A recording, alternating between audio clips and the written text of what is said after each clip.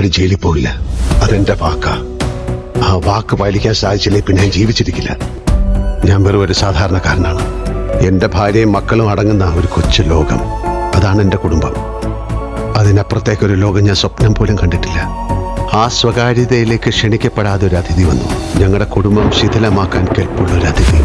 എന്ത് ചെയ്യണമെന്നറിയാതെ നിന്ന വെപ്രാളത്തിൽ പറ്റിയ ചെറിയൊരു കയ്യബദ്ധം.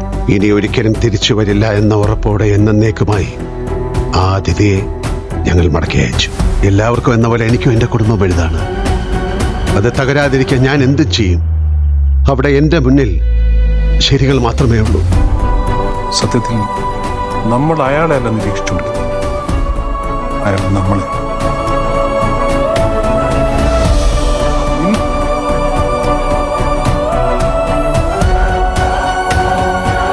അവന്റെ കുടുംബത്തെയും വെറുതെ വിടരുത്.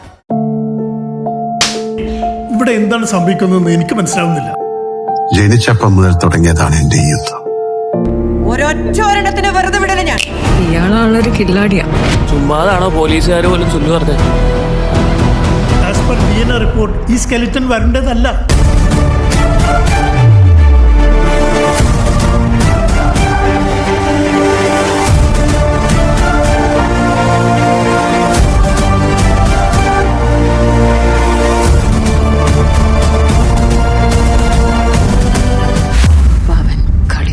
അതെ. Did you expect this? Hey, like you said, it's just a beginning. What was that ambulance? But how is it even possible? ഇയാളെ പോലൊരു സാധാരണക്കാരന് ഇതെങ്ങനെ ചെയ്യാൻ സാധിക്കും? സാധിക്കും sir. Let me tell you something.